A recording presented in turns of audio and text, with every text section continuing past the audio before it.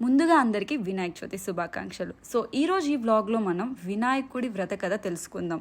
హిందువులు ఏ కార్యక్రమాన్ని ప్రారంభించినా లేదా పూజలు, నోములు, వ్రతాలు చేసినా ఎటువంటి విఘ్నాలు, ఆటంకాలు లేకుండా కొనసాగాలని తొలి పూజను గణనాథుడికే చేస్తారు.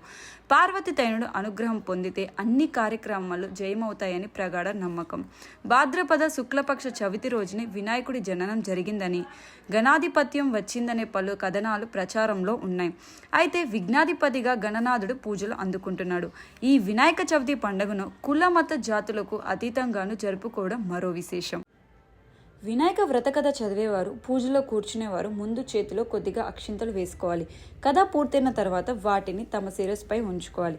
పూర్వం చంద్రవంశానికి చెందిన ధర్మరాజు దాయాదులతో మాయాజూదం వల్ల రాజ్యాన్ని పోగొట్టుకుని భార్య సోదరులతో వనవాసం చేస్తూ ఒకనాడు నైమిస అనే అరణ్యానికి చేరుకున్నాడు.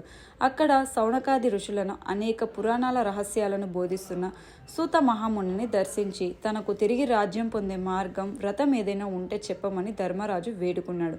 అంతటా ఆ సూత మహర్షి సకల శుభాలను జరిగే వినాయక చవితి వ్రత గురించి వివరించాడు.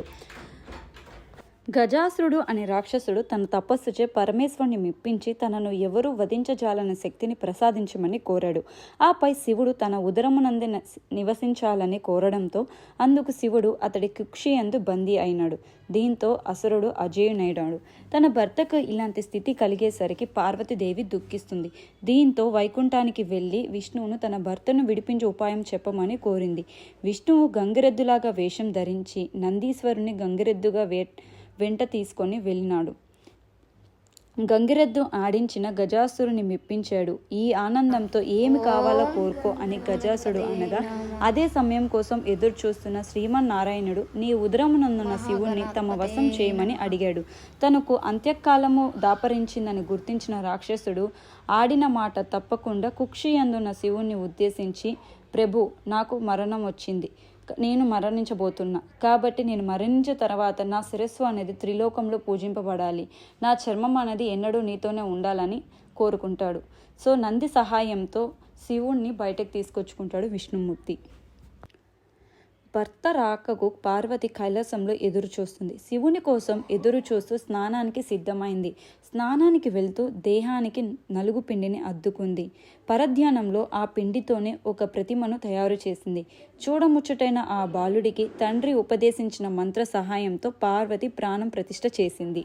దివ్య సుందరమైన ఆ బాలుడిని వాకిట కాపలా ఉంచి తాను స్నానానికి వెళ్ళింది. అంతలో అక్కడికి వచ్చిన శివుణ్ణి ఆ బాలుడు అడ్డుకున్నాడు.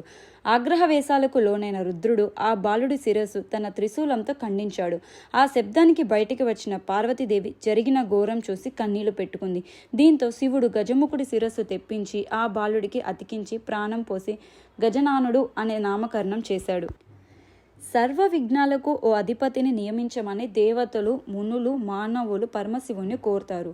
ఈ విషయంలో గణపతి, కుమారస్వామి ఎవరిని నియమించాలని ఆలోచించిన పరమేశ్వరుడు ముల్లోకల్లాని పవిత్ర నదులలో స్నానం చేసి ఎవరు ముందుగా తన వద్దకు వస్తారో వారికే ఆధిపత్యం లభిస్తుందని చెబుతాడు.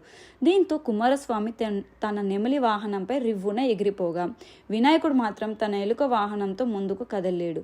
దీంతో నారాయణ మంత్రం జపిస్తూ తల్లిదండ్రుల చుట్టూ ప్రదక్షిణ చేస్తాడు. ఆ మంత్ర ప్రభావంతో ప్రతి తీర్థంలోనూ కుమారస్వామి కంటే ముందు వినాయకుడు ప్రత్యక్షమవుతాడు. ఆ విధంగా 3 కోట్ల నదుల్లో వినాయకుడే ముందుగా స్నానం ఆచరించడం చూసి కుమారస్వామి కైలాసానికి వెళ్ళి మహిమాన్వితుడైన అన్నగారికి ఆధిపత్యం ఇవ్వమని తండ్రిని కోరుతాడు. ఆ విధంగా వినాయకుడు విఘ్నాలకు అధిపతి అవుతాడు.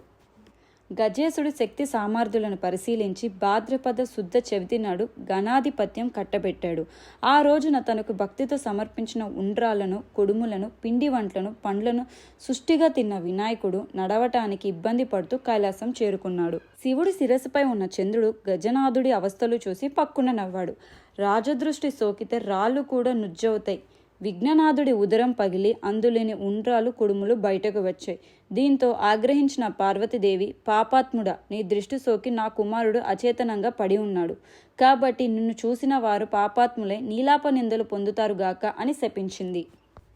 పార్వతీదేవి చంద్రుని శపించిన సమయంలో సప్త ఋషులు భార్యతో కలిసి యజ్ఞం చేస్తూ అగ్నిదేవునికి ప్రదక్షిణ చేస్తున్నారు. అగ్నిదేవుడికి ఋషిపత్నుల మీద మోహం కలిగింది. కోరిక తీరక శపిస్తారేమో అనే భయంతో అగ్ని క్షీణింపసాగాడు. భర్త కోరిక తెలుసుకున్న స్వాహాదేవి ఋషిపత్నుల రూపంలో అగ్నిదేవుని చేరింది. అగ్నిదేవులతో ఉన్నది తమ భార్యలని భ్రమపడి సప్త ఋషులు వారిని విడిచిపెట్టారు. శాపగ్రస్తుడైన చంద్రుని చూడటం వల్లే ఋషుల భార్యలు నీలాప నిందలకు గురయ్యారు అని దేవతలు గ్రహించారు. వీరందరూ బ్రహ్మదేవుని కలిసి కైలాసానికి వెళ్ళారు. మరణించిన విఘ్నేశ్వరుని బ్రహ్మదేవుడు తిరిగి బ్రతికించాడు. తర్వాత పార్వతీదేవితో, అమ్మ, నీవు చంద్రుడికి ఇచ్చిన శాపం వల్ల ఆపద కలిగింది, కావున శాపాన్ని ఉపశమించుకో అని కోరాడు. అప్పుడు పార్వతీదేవి ఏ రోజు చంద్రుడు విఘ్నేశ్వరుని చూసి నవ్వాడో ఆ రోజు చంద్రుని చూడకూడదు అని శాపాన్ని సవరించింది. ఆ రోజు నుంచి అందరూ భాద్రపద శుద్ధ చవితి నాడు చంద్రుని చూడకుండా జాగ్రత్త ఉండి సుఖంగా ఉన్నారు. ఇలా కొంతకాలం గడిచింది. ఎవరైతే వినాయక చవితి రోజు ఈ కథ విని నెత్తిన అక్షింతలు వేసుకుంటారో ఆ రోజు చంద్రుని చూసినా కానీ నీలాప నిందలు పడరంట. సో కాబట్టి వినాయక చవితి రోజు ఎవరిని చంద్రుని చూడకండి. ఒకవేళ ఈ కథ కానీ చదివితే మాత్రము విన్నా కానీ చాలా మంచిదంట. సో విన్న తర్వాత వీలైనన్ని గుంజీళ్ళు సాష్టాంగ నమస్కారం చేయాలంట.